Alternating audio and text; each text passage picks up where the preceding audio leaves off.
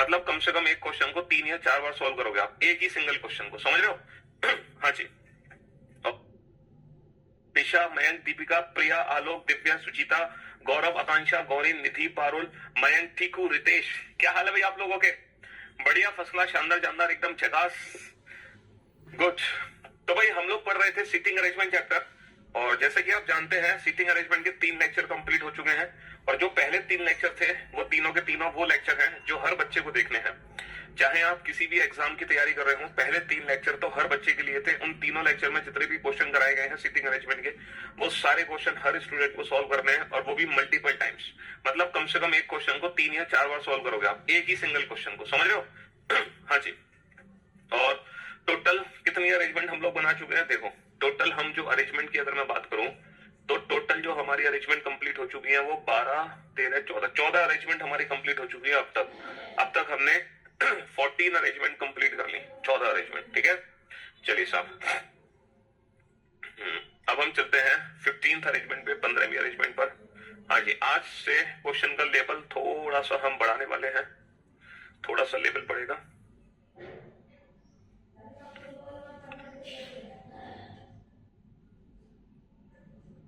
हाँ जी,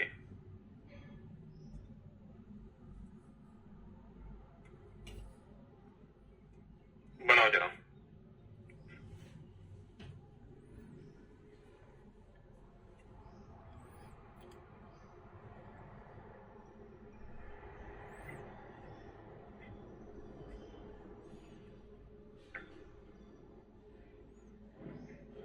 हाँ जी, बनाओ जरा इस क्वेश्चन को जल्दी से। आज से क्वेश्चन का लेवल थोड़ा सा इंक्रीज होने वाला है ना? हाँ जी बेटा, कल का जो 10 नंबर क्वेश्चन था उसमें क्या दिक्कत है? 10 नंबर क्वेश्चन में ना 2 पॉसिबिलिटी बनेगी, दोनों पॉसिबिलिटी बना लो, और एक पॉसिबिलिटी गलत हो जाएगी, एक पॉसिबिलिटी आपकी बच जाएगी। भाई 2 पॉसिबिलिटी बनेगी, दोनों पॉसिबिलिटी बनानी है आपको, ठीक है? हाँ जी। सर मैं 2025 में एलिजिबल होंगी तो क्या सिलेबस कंप्लीट होने के बाद सारी क्लासेस दोबारा देखो कि मुझे कुछ नहीं है?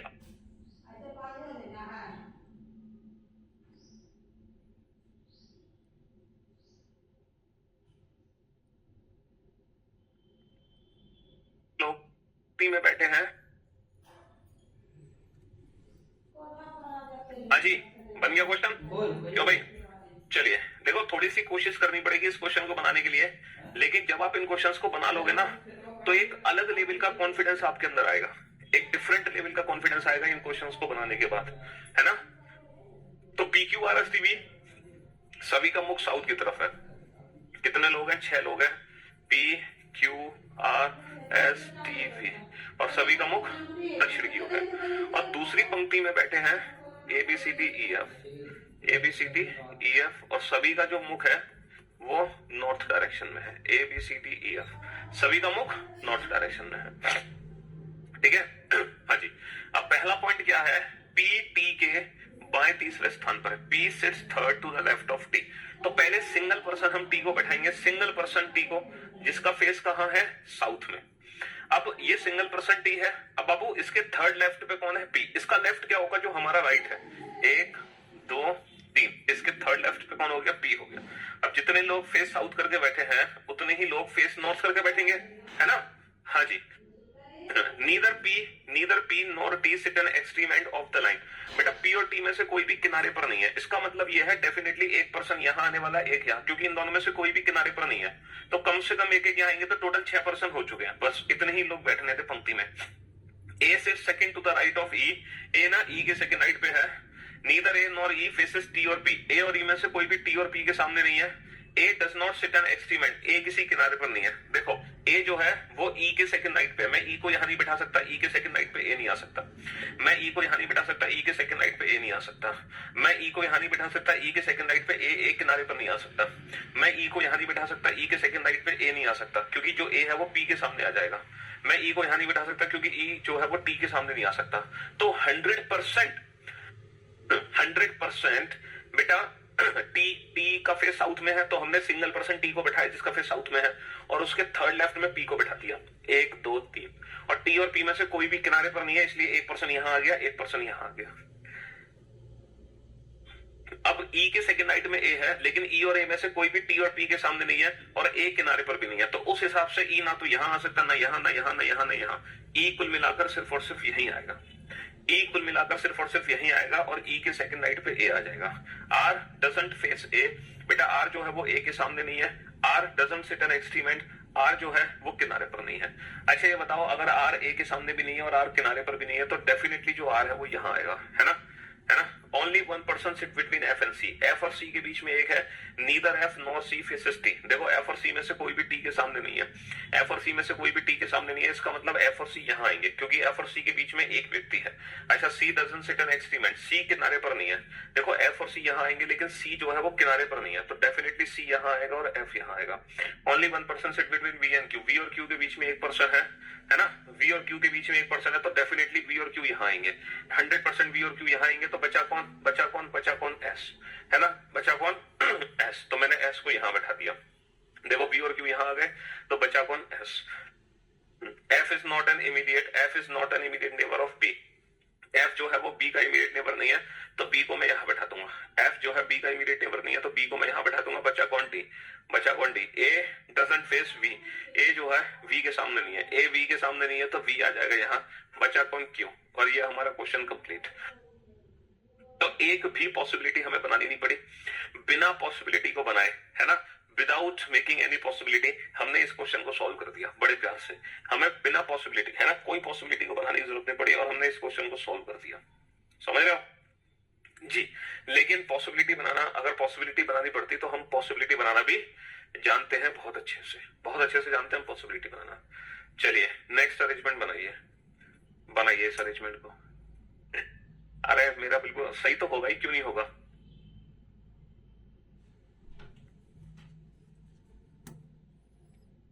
बनाओ फटाफट से।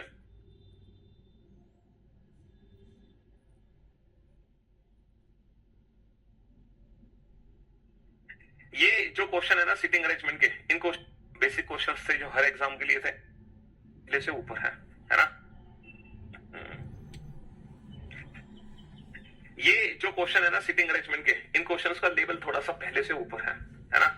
जी हाँ, अभी तक जो सिटिंग अरेंजमेंट के क्वेश्चंस हमने किए थे वो सारे के सारे मतलब बेसिक क्वेश्चंस थे जो हर एग्जाम के लिए थे, बट आज से हम सिटिंग अरेंजमेंट का एक एडवांस लेवल स्टार्ट कर रहे हैं, ठीक है। जी हाँ, तो भले ही आप इन क्वेश्चंस की बाद में प्रैक्टिस ना करो, बट एटलीस्ट लाइव क्लास में इन क्वेश्चंस को ना बनाने की कोशिश करो, है ना। थोड़ा बहुत सीखने को मिलेगा ही आपको, एक कॉन्फिडेंस आपका बनेगा, एक, है ना। हाँ जी, कुछ सीखोगे आप लोग, घटेगा कुछ नहीं आपका। देखो 7 खिलाड़ी हैं, 7 players, Amanat, Bushra, Tamanna, Aalia, Salma, Fatima and Damini are standing in a line. सातों एक लाइन में खड़े हैं। अगर हमें फेस नहीं दिया हुआ ना तो बाय डिफॉल्ट हम सबका फेस ना नॉर्थ में मान लेंगे, सबका फेस नॉर्थ में है। Salma and Bushra have 2 players between them, तो ये हिंट है मेरे लिए, सलमा और बुशरा के बीच में 2 प्लेयर हैं, क्योंकि हमें डिसाइड नहीं कर सकते ना कि लेफ्ट में कौन है, सलमा या बुशरा, तो ये हिंट मैंने लिख ली। Aliya and Fatima have 2 players between them, Aliya और फातिमा के बीच में 2 प्लेयर है, ये भी मेरे लिए हिंट है कि आलिया और फातिमा के बीच में, है ना, आलिया और फातिमा के बीच में 2 प्लेयर है, ये भी हिंट है, मैंने साइड में लिख ली। Damini is to the immediately right of, Damini is to the immediately right of Alia and to the immediately left of Bushra. देखो जो दामिनी है ना वो आलिया के तुरंत दाहिनी ओर है। Damini is to the immediately right of Alia, Damini is to the immediately right of Alia and is immediately left of Bushra, और ये बुशरा के तुरंत बाईं ओर है। दामिनी आलिया के तो तुरंत दाईं ओर है लेकिन बुशरा के तुरंत बाईं ओर है ना। अब देखो दामिनी और बुशरा के बीच, सलमा और बुशरा के बीच में कितने हैं, 2 है। सलमा और बुशरा के बीच में 2 है, तो सलमा जो है लेफ्ट में भी हो सकती है, सलमा राइट में भी हो सकती है ना। सलमा और बुशरा के बीच में 2 है तो सलमा लेफ्ट में भी हो सकती है, सलमा राइट में भी हो सकती है। 2 पॉसिबिलिटी बनेंगी, 2 पॉसिबिलिटी बनेंगी, दोनों पॉसिबिलिटी बना देते हैं। ये आलिया, ये दामिनी, ये बुशरा। देखो सलमा को मैं यहां भी बना सकता हूँ, सलमा को मैं यहां भी बना सकता हूँ। सलमा और बुशरा के बीच में 2 है, सलमा और बुशरा के बीच में 2 है, और सलमा को मैं 1 2 यहां भी बना सकता हूँ, सलमा को मैं यहां भी बना सकता हूँ। सलमा और बुशरा के बीच में 2 है, बुशरा और सलमा के बीच में 2 है, तो बुशरा के राइट में भी सलमा को ले सकते हैं, बुशरा के लेफ्ट में भी सलमा को ले सकते हैं। अच्छा आलिया और फातिमा के बीच में 2 है। अब देखो आलिया ये है तो फातिमा को अगर मैं यहाँ बनाता हूँ, है ना, फातिमा को यहाँ बनाता हूँ तो टोटल नंबर ऑफ पर्सन कितने होगा, 1 2 3 4 5 6 7 8 9, यानी कि आलिया और फातिमा के बीच में 2 है, तो फातिमा लेफ्ट में नहीं आ सकती कभी भी, फातिमा हमेशा राइट में आएगी। फातिमा हमेशा राइट में आएगी। देखो आलिया और फातिमा के बीच में 2 है, तो फातिमा राइट में भी आ सकती है, फातिमा लेफ्ट में भी आ सकती है। यानी कि यहाँ पे फिर से 2 पॉसिबिलिटी बन पा रही है ना। इसकी 2 पॉसिबिलिटी बन पा रही है, इसकी 2 पॉसिबिलिटी बन पा रही है, सलमा, आलिया, दामिनी, बुशरा, है ना। फातिमा और आलिया के बीच में 2 है, तो ये आलिया है, फातिमा को मैं राइट में भी ले सकता हूँ, और ये आलिया है और फातिमा को मैं लेफ्ट में भी ले सकता हूँ। तो आलिया और फातिमा के बीच में 2 है, आलिया और फातिमा के बीच में 2 है। 3 पॉसिबिलिटी बन गई, सारे पॉइंट हमने यूज कर लिए। Amanat is to the immediately right of Tamanna. Tamanna के इमीडिएटली राइट में कौन है? तमन्ना के इमीडिएटली राइट में अमानत है, लेकिन यहाँ पे अमानत और तमन्ना को हम बैठा नहीं सकते, ये हिंट है। Tamanat is immediately right of Amanat, ये हिंट है। Tamanna is immediately right, Amanat is immediately right of Tamanna, उल्टा लिख दिया मैंने। Amanat is immediately right of Tamanna, ठीक है। लेकिन तमन्ना को मैं कहां बैठाऊं मुझे नहीं पता। अमानत एंड आलिया है 1 प्लेयर बिटवीन देम। देखो अमानत और आलिया के बीच में 1 है, ये आलिया है। अमानत को मैं कभी भी यहां नहीं बैठा सकता, है ना। अमानत को मैं कभी भी, ये आलिया है, अमानत को यहां नहीं बैठा सकता, क्योंकि अमानत और आलिया के बीच में कितने हैं? अमानत और आलिया के बीच में 1 है, ये आलिया है, तो डेफिनेटली ये अमानत है। 1 2 3 4 5 6 7 8, गलत, टोटल 7 है। आलिया ये है, अमानत यहां नहीं आ सकता, तो डेफिनेटली ये अमानत है। अमानत और आलिया के बीच में 1 है, ये आलिया है, अमानत यहां नहीं आ सकता, ये बुशरा है, तो डेफिनेटली ये अमानत है ना। और अमानत किसके इमीडिएटली राइट में है? तमन्ना के। अमानत किसके इमीडिएटली राइट में है? तमन्ना के, तो ये तमन्ना है। क्या अमानत तमन्ना के इमीडिएटली राइट में है? नहीं, तो ये वाली संभावना भी गलत हो गई। और ये जो अरेंजमेंट है हमारी, ये एकदम परफेक्ट है, ये अरेंजमेंट एकदम परफेक्ट है ना। हाँ जी, ये अरेंजमेंट एकदम परफेक्ट है, ये अरेंजमेंट एकदम परफेक्ट है। अच्छा, इस क्वेश्चन को हम चाहते तो बिना पॉसिबिलिटी के भी बना सकते थे। अगर जैसे यहाँ पे तो मैंने देखो शुरू से पॉसिबिलिटी बना दी, अब मैं इस क्वेश्चन को बिना पॉसिबिलिटी के बनाने की कोशिश करूंगा। उसके लिए मुझे पता है क्या करना पड़ेगा, जैसे हिंट्स लिखनी पड़ेंगी। जैसे अभी क्या था, अभी मैंने कम हिंट्स लिखी, लेकिन जब इस क्वेश्चन को मैं पॉसिबिलिटी के साथ अगर नहीं बनाना चाह रहा, तो मुझे ना ज्यादा पॉसिबिलिटी लिखनी पड़ेंगी। देखो कैसे कैसे लिखनी पड़ेंगी ज्यादा पॉसिबिलिटी, ध्यान से समझना। अभी तो ये क्वेश्चन हमने पॉसिबिलिटी से सॉल्व कर दिया। Salma and Bushra have 2 players between them. अब हम इस क्वेश्चन को बिना पॉसिबिलिटी के सॉल्व करने की कोशिश करेंगे। Salma and Bushra have 2 players between them, तो हमें हिंट्स ज्यादा लिखनी पड़ेंगी। Aalia and Fatima have 2 players between them. Aalia and Fatima have 2 players between them. Damini is to the immediately right of Alia and to the immediately left of Bushra. देखो दामिनी जो है बुशरा के इमीडिएटली लेफ्ट में है, बुशरा के इमीडिएटली, दामिनी जो है बुशरा के इमीडिएटली लेफ्ट में है, ठीक है। एंड और ये आलिया के इमीडिएटली राइट में है, ठीक है। ये भी मैंने तीसरा point. Amanat is to the immediately right of Tamanna. Amanat is immediately right of, Amanat is immediately right of Tamanna. ये सारी हिंट में लिखते जा रहा हूँ। Amanat and Aliya have 1 player between them. देखो अमानत और आलिया के बीच में 1 प्लेयर है। अब अमानत आलिया के बीच में 1 है, तो इस पॉइंट का मैं यूज यहाँ पे कर सकता हूँ। अमानत और आलिया के बीच में 1 है, इसको उठा के लाओ, है ना। अमानत और आलिया के बीच में 1 है, इस हिंट का यूज मैं यहाँ कर सकता हूँ। अमानत आलिया के बीच में 1 है, अगर ये आलिया है तो डेफिनेटली अमानत को यहाँ नहीं बैठाया जा सकता, क्योंकि अमानत और आलिया के बीच में 1 है, तो मैं अमानत को यहाँ बैठाऊंगा। अमानत और आलिया के बीच में 1 है, ये वाली हिंट यूज हो गई, है ना। अच्छा अब देखो आलिया, अच्छा अमानत जो है तमन्ना के इमीडिएटली राइट में है। ये जो अमानत है ये किसके इमीडिएटली राइट में है? तमन्ना के, तो ये तमन्ना है, तमन्ना के इमीडिएटली राइट में अमानत है, तो ये वाला पॉइंट यूज कर लिया। देखो आलिया और फातिमा के बीच में 2 है, ये आलिया है तो फातिमा ये तो हो नहीं सकती, ये तो तमन्ना है भाई। आलिया और फातिमा के बीच में 2 है, तो ये फातिमा नहीं है, तो 1 2, तो ये फातिमा है ना। आलिया और फातिमा के बीच में 2 है। सलमा एंड बुशरा के बीच में 2 है, ये बुशरा है, तो सलमा को यहाँ तो बैठा नहीं सकता मैं, नंबर ऑफ पर्सन ज्यादा हो जाएंगे, तो ये बुशरा है 1 2, तो ये सलमा है। और ये वाली हिंट भी यूज कर लिए, और ये अरेंजमेंट मेरी कंप्लीट हो गई। तो आपने देखा इस बार हमने इस क्वेश्चन को बिना पॉसिबिलिटी के सॉल्व किया। लेकिन बिना पॉसिबिलिटी के सॉल्व करने के लिए क्या हुआ, हमें सारे हिंट्स लिखने पड़े। तो अगर हम सिटिंग अरेंजमेंट पजल को पॉसिबिलिटी के साथ सॉल्व करते हैं तो हमें कम हिंट लिखनी पड़ती है, और अगर हम कम पॉसिबिलिटी बनाएंगे तो हमें ज्यादा हिंट लिखनी पड़ेंगी। बात एक ही है, या तो हम कम हिंट लिख के पॉसिबिलिटी ज्यादा बनाओ, या फिर आप हिंट ज्यादा लिख के पॉसिबिलिटी कम बनाओ, ठीक है। 2 ही तरीके हैं सिटिंग अरेंजमेंट और पजल को बनाने के, है ना। हाँ जी, बिल्कुल बैंक में मिल सकता है, देखने को क्यों नहीं मिलेगा। Sir most of the in सिलॉक्स statement all ARB conclusion some BRA is a possibility, है नहीं, तो गलत है क्योंकि डेफिनेट रिजल्ट है। देखो कहीं कहीं नहीं, जो डेफिनेट रिजल्ट है वो पॉसिबिलिटी नहीं होती है, और जो मोस्ट ऑफ द होता है ना वो सम को रिप्रेजेंट करता है। सम मोस्ट ऑफ द किसको रिप्रेजेंट करता है? सम को रिप्रेजेंट करता है। चलो नेक्स्ट क्वेश्चन पे हम चलते हैं। अगला प्रश्न हमारे सामने है ये रहा।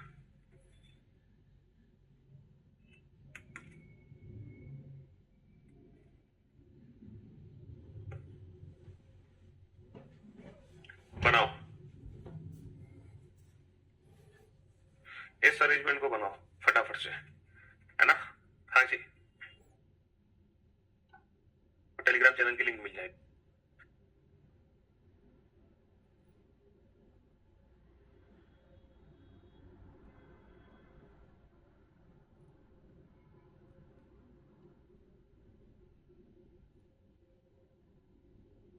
हो गया है बहुत ज्यादा, है ना? 2-3 दिन में सब कुछ ठीक हो जाएगा माहौल, ठीक है? चलिए साहब, अब इस क्वेश्चन को जरा बनाने की कोशिश करते हैं। क्वेश्चन है क्या चीज है? 8 व्यक्ति हैं जो कि एक व्रत के चारों ओर बैठे हैं। 8 व्यक्ति एक व्रत के चारों ओर बैठे हैं और व्रत कुछ अलग तरीके से तो नहीं बना, नॉर्मल है। और जिनमें से 3 का मुख केंद्र की ओर है और 5 का मुख केंद्र से बाहर, है ना? 3 का मुख तो केंद्र की ओर है और 5 लोगों का जो फेस है वो केंद्र से बाहर है। हमें नहीं पता किसका मुख केंद्र की ओर है, किसका मुख केंद्र से बाहर है, लेकिन ये हमने 8 लोगों को बैठा दिया, क्योंकि क्लोज फॉर्म आप जानते ही हैं कैसे होता है। जितने लोग होते हैं सबको एक साथ बैठा देते हैं। पहला व्यक्ति अपनी मर्जी से कहीं भी बैठा के क्वेश्चन शुरू कर दो। 2 व्यक्ति डी और ए के बीच में बैठे हैं। बाबू डी और ए के बीच में 2 हैं। अगर मान लो ये ए है, अगर ये ए है तो यहाँ पे डी को बैठाने की एक और पॉसिबिलिटी है। डी और ए के बीच में 2 लोग बैठे हैं, ठीक है? अगर ये डी है, सॉरी अगर ये ए है, अगर ये ए है, यहाँ थोड़ा सा, हाँ जी, अगर ये ए है तो डी को बैठाने की 2 पॉसिबिलिटी है। डी और ए के बीच में 2 व्यक्ति हैं। डी को मैं लेफ्ट में भी बैठा सकता हूँ और डी को मैं राइट में भी बैठा सकता हूँ। देखो डी और ए के बीच में 2 है तो डी को हम लेफ्ट राइट कहीं भी बैठा सकते हैं। अच्छा, बी और ए के बीच में भी 2 व्यक्ति हैं। अगर बी और ए के बीच में 2 हैं, अगर ये ए है तो अब बी यहाँ तो नहीं आ सकता, तो डेफिनेटली बी यहाँ आएगा। अगर ये ए है तो बी यहाँ तो नहीं आ सकता, तो डेफिनेटली बी यहाँ आएगा। तो ए और बी के बीच में भी 2 है, ए और डी के बीच में भी 2 है, ठीक है? तो 2 पॉसिबिलिटी बन गई, दोनों में से कोई भी पॉसिबिलिटी सही हो सकती है। अच्छा एक चीज और, हमें ए बी डी का फेस भी नहीं पता, हमें ए बी डी का फेस नहीं पता। एन सी के बाई और दूसरा है बेटा। अब सी को मैं कहीं भी बैठा सकता हूँ, ये हिंट है मेरे लिए। N is second to the left of, N is second to the left of C, जो कि वर्ड किसके लिए है? सी के लिए। सी केंद्र की ओर मुख करके बैठा है, सी का फेस सेंटर की तरफ है। अच्छा, सी के सेकंड लेफ्ट में एन है, सी यहाँ नहीं आ सकता, क्योंकि अगर इसका फेस सेंटर में है तो इसके सेकंड लेफ्ट पे एन नहीं आ सकता।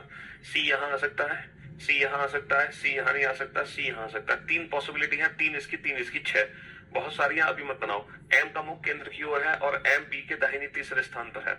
देखो बी के थर्ड राइट पे एम है, बी का थर्ड राइट बेटा 1 2 3, यहाँ पर एम नहीं आ सकता। बी का थर्ड राइट 1 2 3, डेफिनेटली यहाँ पे एम आएगा, है ना? और एम का मुख जो है वो केंद्र की ओर है। अब ये बी के थर्ड राइट पे है तो बी का राइट ये तब बनेगा जब बी का फेस बाहर होगा ना, तब बी का थर्ड राइट बनेगा ये। अच्छा, बी के थर्ड राइट पे एम है बेटा 1 2 3, यहाँ पे एम नहीं आ सकता। बी का थर्ड राइट 1 2 3, यहाँ पे एम आ सकता है, एम का फेस अंदर है। अच्छा, बी के थर्ड राइट पे एम है तो डेफिनेटली बी का फेस ना अंदर लेना होगा, तभी ये बी के थर्ड राइट पे एम बनेगा। बी के थर्ड राइट पे एम। अब मैं सी को बैठा सकता हूँ। देखो मैं सी को यहाँ नहीं बैठा सकता, सी के सेकंड लेफ्ट पे एन नहीं आ सकता। मैं सी को यहाँ नहीं बैठा सकता, यहाँ नहीं बैठा सकता, यहाँ नहीं बैठा सकता। मैं सी को यहाँ बैठा सकता हूँ, ओके, सी के सेकंड लेफ्ट पे एन आ जाएगा। और मैं सी को यहाँ नहीं बैठा सकता, सी के सेकंड लेफ्ट पे एन नहीं आ सकता। मैं सी को यहाँ बैठा सकता हूँ। तो सी की 2 जगह है बैठने की, इन 2 जगह में से सी कहीं भी आ सकता है। अच्छा, सी यहाँ नहीं आएगा, सी के सेकंड लेफ्ट पे एन नहीं है, सी यहाँ आ सकता है। सी यहाँ नहीं आएगा, सी के सेकंड लेफ्ट पे एन नहीं है, ठीक है? सी यहाँ नहीं आएगा, यहाँ नहीं आएगा, सी यहाँ आ सकता है। तो सी 2 जगह आ सकता है और यहाँ भी सी 2 जगह आ सकता है। तो हम क्या करें? पॉसिबिलिटी बना लो। अगर हम क्वेश्चन को बहुत जल्दी सॉल्व करना चाहते हैं तो पॉसिबिलिटी बना लो, ताकि क्वेश्चन बहुत जल्दी सॉल्व हो जाए, ठीक है? एक इसकी पॉसिबिलिटी बनाओ, इसकी संभावना ये 1 2 3 4 5 6 7 8। मैं ए को बैठा चुका हूँ और फिर उसके बाद मैं बी को बैठाऊंगा, फिर मैं डी को बैठाऊंगा, फिर मैं एम को बैठाऊंगा। अब इसकी संभावना ये बनाओ, ठीक है? 1 2 3 4 5 6 7 8। मैं ए को बैठा चुका हूँ, फिर मैं एम को बैठाऊंगा, फिर मैं डी को बैठाऊंगा, फिर मैं बी को बैठाऊंगा, ठीक है जी? हाँ जी। अब सी की 2 पॉसिबिलिटी थी, सी यहाँ भी हो सकता है और सी यहाँ भी हो सकता है। यहाँ भी सी की 2 पॉसिबिलिटी है, सी के सेकंड लेफ्ट पे सी यहाँ भी हो सकता है और सी यहाँ भी हो सकता है। अच्छा, सी के सेकंड लेफ्ट पे है, सी का फेस अंदर है, सी के सेकंड लेफ्ट पे एन हो गया। ठीक है, सी का फेस अंदर है, सी के सेकंड लेफ्ट पे एन हो गया, सी का फेस अंदर है, सी के सेकंड लेफ्ट पे एन हो गया, सी का फेस अंदर है, सी के सेकंड लेफ्ट पे एन हो गया। तो चारों पॉसिबिलिटी हमने बना ली और चारों की चारों पॉसिबिलिटी सही है, चारों की चारों पॉसिबिलिटी अभी तक सही है, अभी तक चारों की चारों पॉसिबिलिटी सही है। ओ डी का पड़ोसी नहीं है, ओ जो है वो डी के साथ नहीं है, तो बाबू ओ को अगर मैं डी के साथ नहीं बैठाऊंगा तो ओ यहाँ आ सकता है, ओ को डी के साथ नहीं बैठाऊंगा ओ यहाँ आ सकता है, ओ को डी के साथ नहीं बैठाऊंगा तो ओ यहाँ आएगा, ओ को डी के साथ नहीं बैठाऊंगा तो ओ डेफिनेटली यहाँ आएगा। एन ओ के बाएं तीसरे स्थान पर है बेटा, ओ के बाएं तीसरा एन है, अगर मैं ओ के बाएं तीसरा एन, अगर मैं ओ को यहाँ बैठा दूं तो ओ के बाएं तीसरा एन कभी नहीं हो सकता, तो डेफिनेटली ये ओ है और इसके थर्ड लेफ्ट में एन है, तो ओ का फेस बाहर होगा ताकि ओ के थर्ड लेफ्ट में एन आ जाए। मैं ओ को यहाँ बैठा सकता हूँ, ओ के थर्ड लेफ्ट में एन आ सकता है, मैं ओ को यहाँ बैठा सकता हूँ, ओ के थर्ड लेफ्ट में एन आ सकता है। ओके बेटा, ओ के थर्ड लेफ्ट में कभी भी एन नहीं आ पाएगा, ये संभावना गलत हो गई। ठीक है, ओ के थर्ड लेफ्ट में एन है, इस साइड से तो नहीं आएगा लेकिन इस साइड से आ जाएगा। कैसे? ओ का फेस अंदर है और ओ के थर्ड लेफ्ट में एन चला गया। ठीक है, ओ का फेस अंदर है, ओ के थर्ड लेफ्ट में एन चला गया। ठीक है जी, यहाँ पर ओ को कहीं भी बिठाया जा सकता है। चलिए, जो एल के दाहिनी और दूसरे स्थान पर है, जो की वर्ड किसके लिए? ओ के लिए। ओ एल के दाहिनी और दूसरे स्थान पर है जिसका मुख केंद्र से विपरीत है और एल का मुख केंद्र से बाहर है, एल का मुख केंद्र से बाहर है।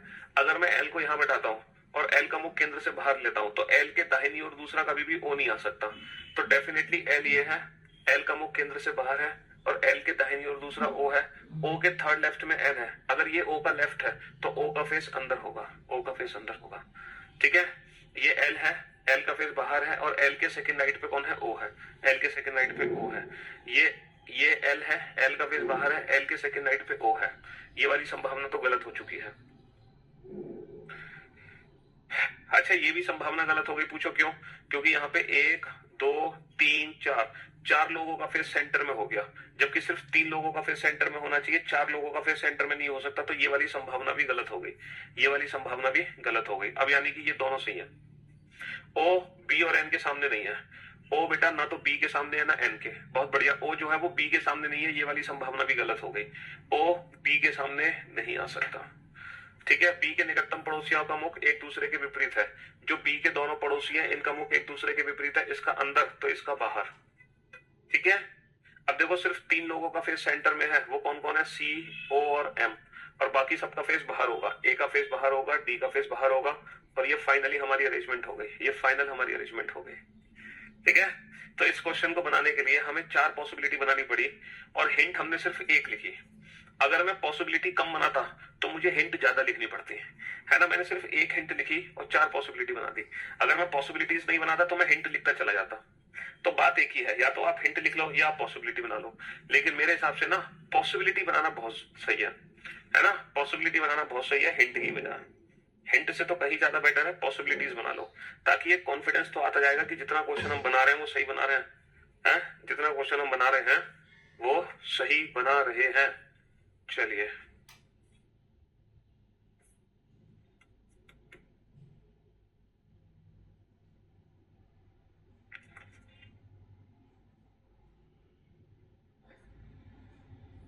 बनाओ जरा इस क्वेश्चन को जल्दी से।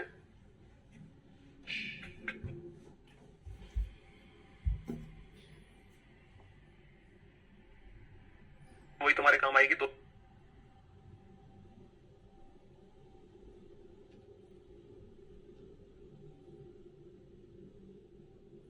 बनाओ, हर बच्चे को ये क्वेश्चन बनाना है, चाहे कितनी भी सीजीएल के लिए तो 3 साल है तो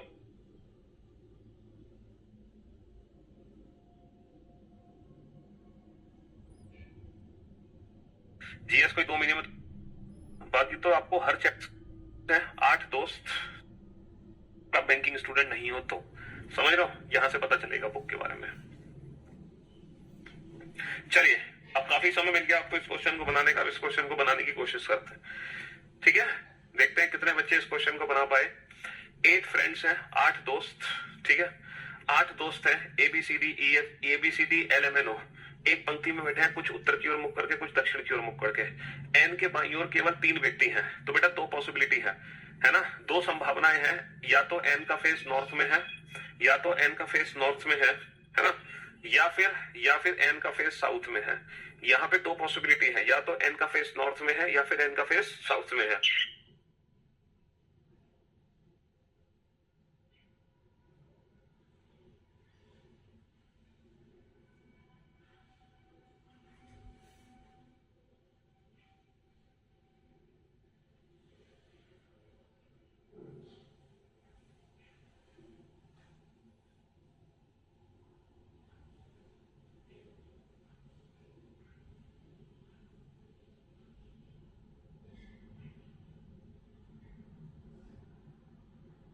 हाँ जी, तो बेटा एन के बाईं ओर तीन लोग बैठे हैं, तो यहाँ पे दो पॉसिबिलिटी है।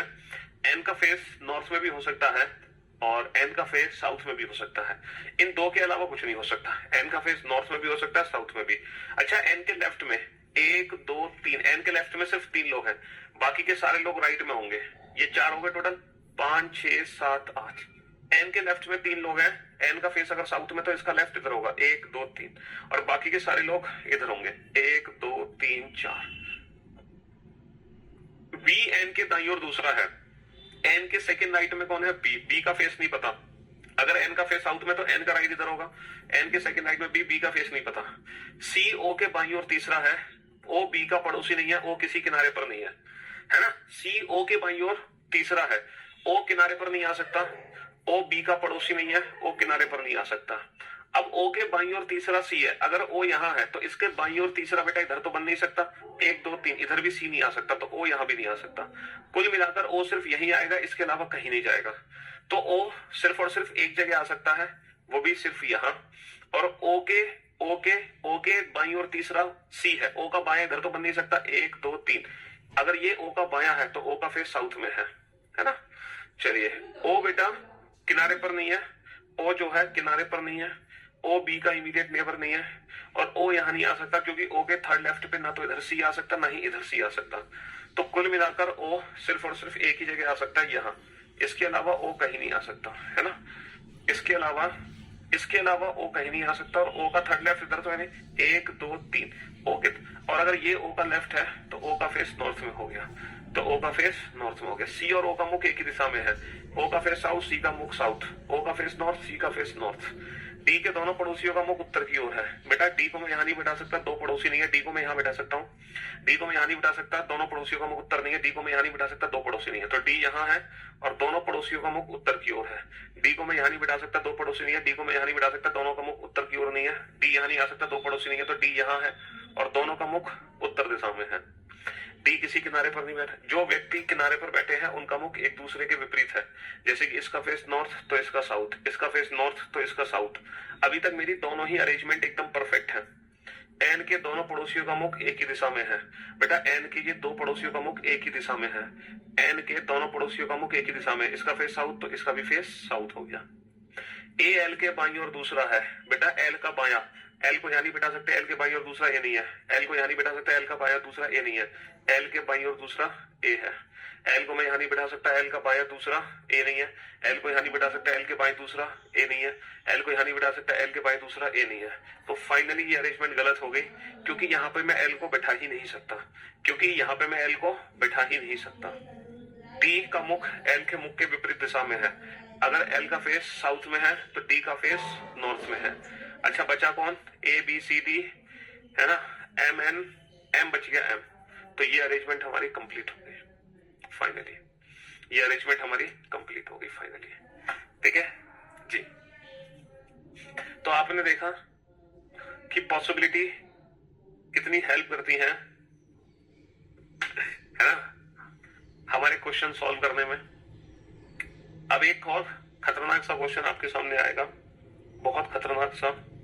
ठीक है, हाँ जी, बहुत बड़ा सा खतरनाक सा क्वेश्चन आपके सामने आएगा। बनाओ इस क्वेश्चन को, यह है खतरनाक क्वेश्चन।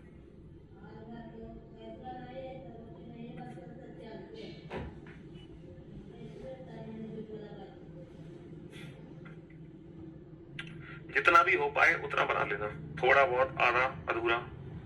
पूरा तो देखो नहीं बना पाओगे आप इस क्वेश्चन को, लेकिन मैं चाहता हूं आधा अधूरा ही बन जाए, वही बहुत है आपसे। ठीक है, आधा अधूरा बन जाए वही बहुत है। बेटा वो जो क्वेश्चन है ना, क्यूब कीवर्ड एक्सरसाइज का 63 से 67, वो फिगर बना के होगा। उस क्वेश्चन को फिगर बना के डील करो। सोल्यूशन आपके सामने दिया हुआ है एक्सरसाइज में, और वहां से आप देख सकते हो उस क्वेश्चन को।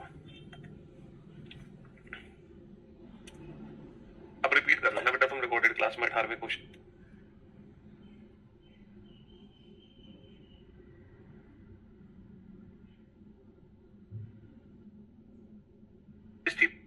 से बनेगा क्वेश्चन ये, लेकिन अरेंजमेंट तो बना ही दोगे।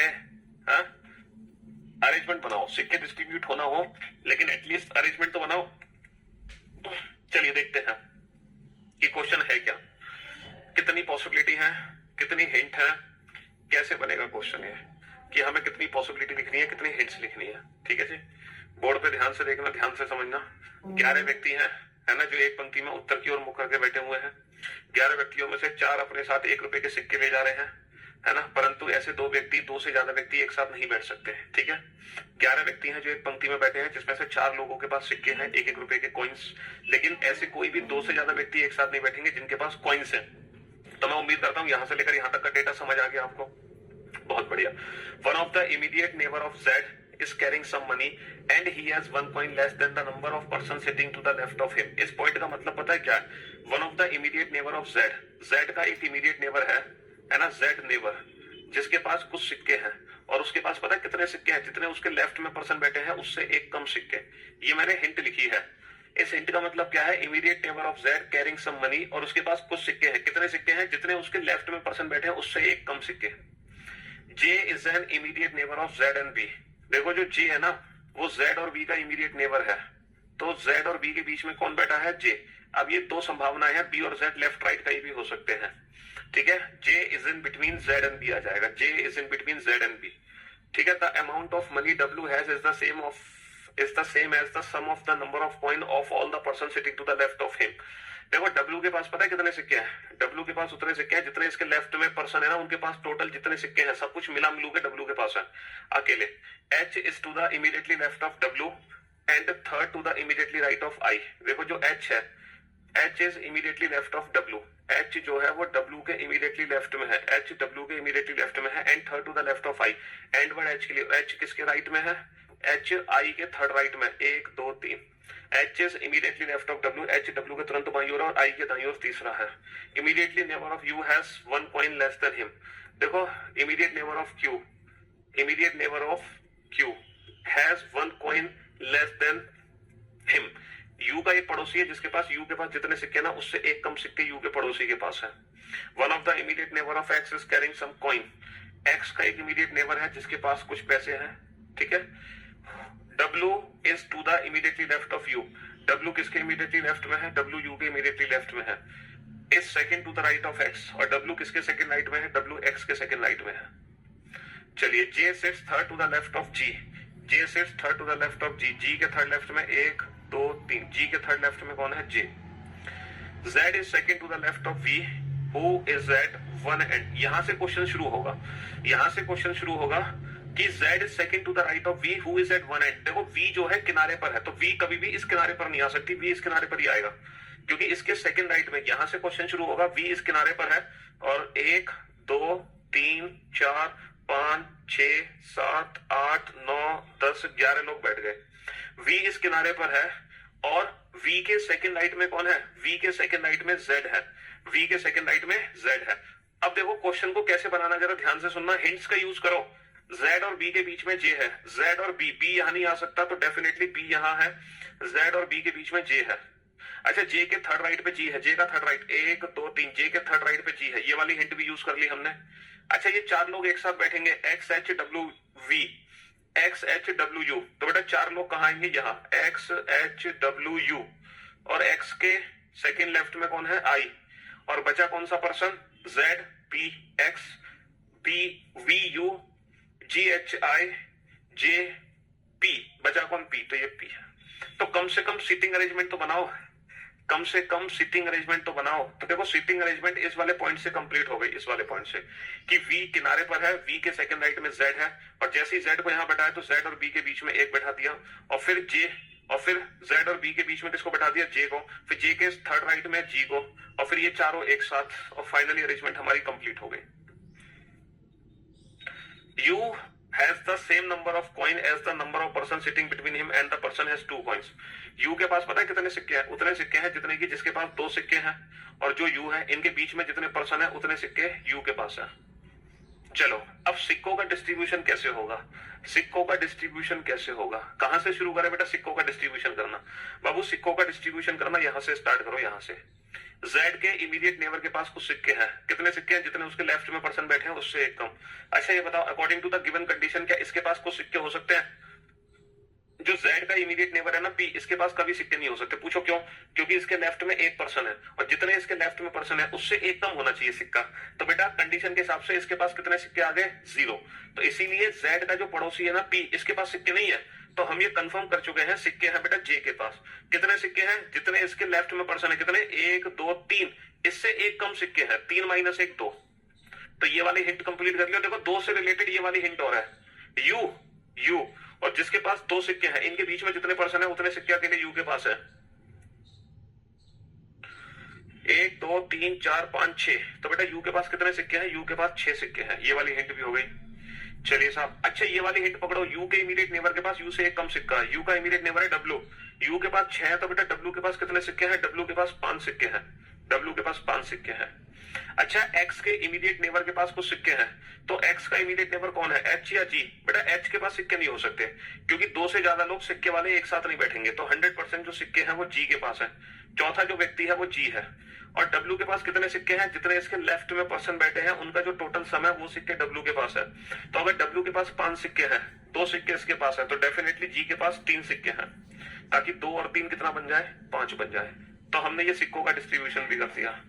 तो आज की क्लास में जितने भी अरेंजमेंट के क्वेश्चन कराए हैं, हर एक सिंगल क्वेश्चन को कम से कम 5 बार सॉल्व करोगे अपने घर पे, ठीक है? जिनको बैंकिंग का एग्जाम देना है, जिनको नहीं देना उन्होंने जितनी लाइव क्लास में कोशिश करी क्वेश्चन को सॉल्व करने की उतना ही काफी है, ठीक है? इन क्वेश्चंस की प्रैक्टिस उन बच्चों के लिए जिनको बैंकिंग का एग्जाम देना है। जिनको नहीं देना उनकी सिर्फ लाइव क्लास की ही प्रैक्टिस काफी है, इसके अलावा दोबारा इन क्वेश्चंस की प्रैक्टिस ना करें, ठीक है? चलिए, तो कल हम मुलाकात करेंगे। कल हम और खतरनाक सीटिंग अरेंजमेंट के क्वेश्चंस देखने वाले हैं, ठीक है? Till then good bye, love you guys, love you all, take care, धन्यवाद।